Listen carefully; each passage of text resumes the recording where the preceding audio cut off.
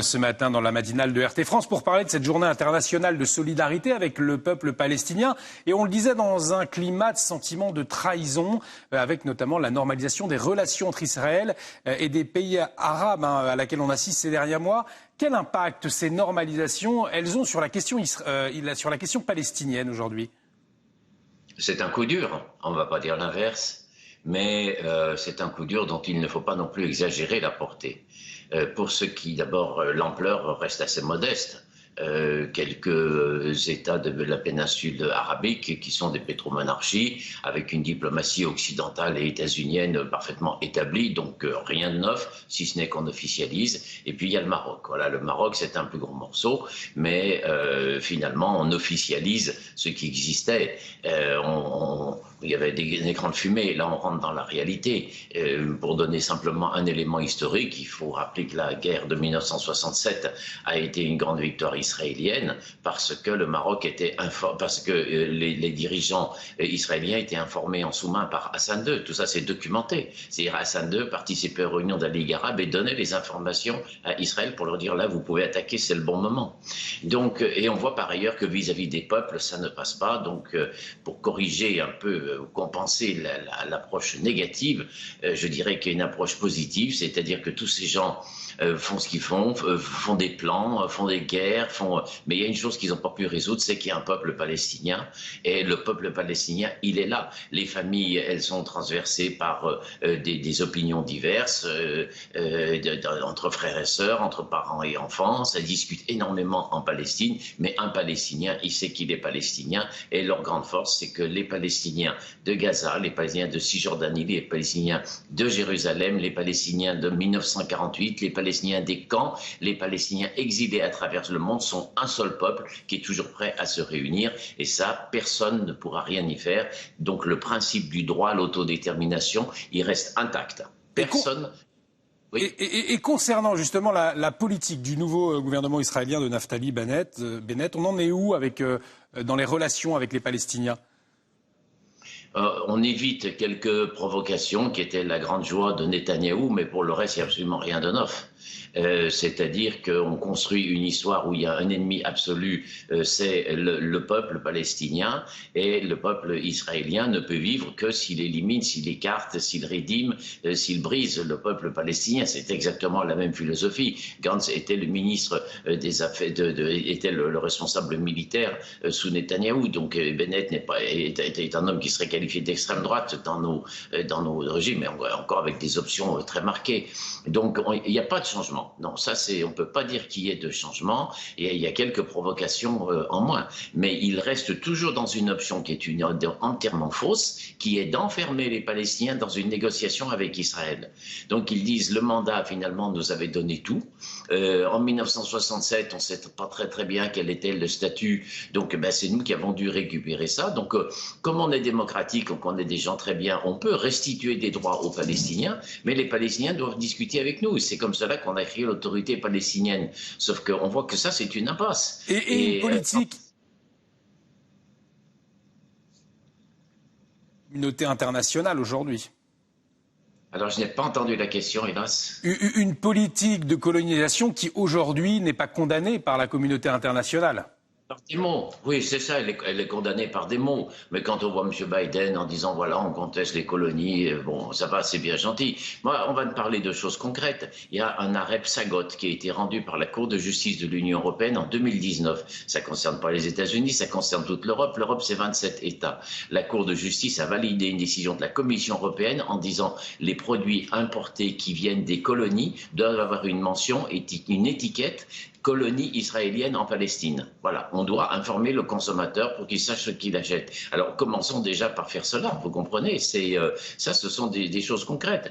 Ensuite, qu'il n'ait pas la maîtrise sur l'attitude qui est de délivrer des permis de construire, ça sera un autre débat, mais je dis aussi, parce que nous travaillons beaucoup avec les Palestiniens, ça je peux vraiment vous garantir, c'est-à-dire qu'il n'y a aucun défaitisme chez les Palestiniens. Moi je travaille comme avocat avec les Palestiniens en Cisjordanie, à Jérusalem, à Gaza, au Liban, nous avons des contacts de partout. Ils sont dans une lutte. Ils savent qu'aucun effort ne leur sera épargné.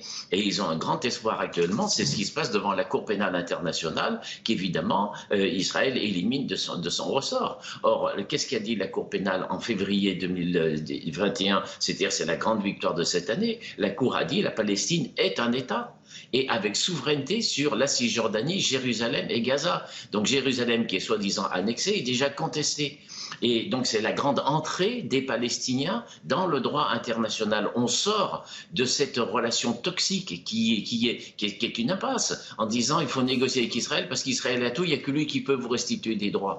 Eh bien non, on s'est battu pendant 10 ans contre cette théorie en disant que ce sont des droits propres, parce qu'il y a un droit à l'autodétermination. Ce peuple, il est uni, il a une histoire, il a un droit à l'autodétermination, il est souverain sur ses terres. La Cour nous a donné raison et maintenant l'enquête est en cours. Alors qu'est-ce qu'on constate? Évidemment, c'est moins lisible que d'autres événements plus visuels, hein, je dirais. C'est que Israël a dit mais la Cour pénale, elle est antisémite, elle nous refuse de vivre sur notre terre, donc on coopérera pas, on l'ignore. Donc premièrement, Israël refuse le droit international, ils se mettent à l'écart de la communauté. Et deuxièmement, tout ce qui est Palestine, c'est-à-dire le Fatah, évidemment, mais également le Hamas, le djihad islamique, le FPLP, ont reconnu la Cour pénale internationale la nécessité de coopérer et leur accord pour coopérer avec la justice internationale pour rétablir le droit. Donc, qui est-ce qui est terroriste? Qui est-ce qui viole le droit à ce jour? Moi, je constate que la Palestine dit « je me soumets au droit international et je mets tous mes efforts pour coopérer avec le procureur » et que de l'autre côté, on dit « on ignore ce procureur qui ignore lui-même le droit international ». Donc il y a un jeu de puissance, il y a un jeu d'armes, il y a un jeu d'argent, mais fondamentalement, en 2021, ce sont les Palestiniens qui l'emportent parce que l'arme véritable, c'est le droit international. Alors en décembre 2014, en France, l'Assemblée nationale a reconnu l'État de Palestine dans les frontières de 1967 avec Jérusalem-Est comme capitale. 7 ans plus tard, ni sous Hollande, ni sous Emmanuel Macron, ce vote n'a été concrétisé. Comment est-ce qu'on peut le comprendre? Comment vous l'expliquez?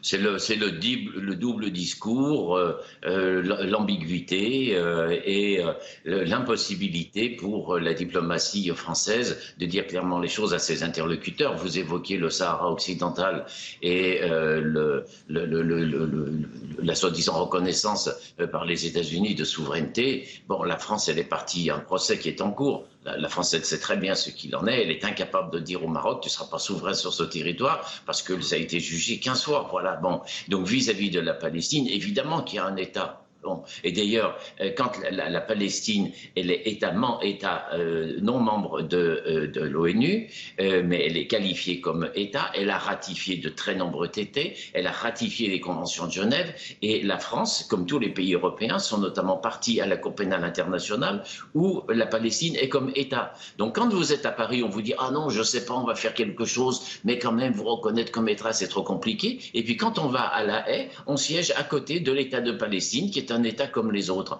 Donc, je crois que des émissions comme les vôtres sont extrêmement intéressantes dans la mesure où on a le temps de creuser et de dire ce genre de choses. Vu que je dis que la France ne reconnaît pas l'État de Palestine à Paris, mais qu'elle le reconnaît à La Haye. Voilà. Quand il y a eu discussion sur l'État de Palestine, le procureur a ouvert un grand débat international en disant mais s'il y en a qui sont opposés. Alors, de tous les pays européens, il n'y a que l'Allemagne et l'Autriche qui ont dit nous on a des réserves. Voilà. L'Allemagne, on a beaucoup regardé le mémoire de l'Allemagne, c'était mais vraiment de toutes petites choses, en disant oui parce que des dispositions techniques, mais l'Allemagne elle dit les colonies non c'est impossible, il faut respecter la frontière de 1967 et donc la France elle n'a pas dit un mot devant la Cour pénale, c'est-à-dire que devant la Cour pénale elle a accepté que c'était bien un État. Donc je veux vous dire qu'il y a beaucoup d'enthousiasme dans le peuple palestinien qui suit cette affaire.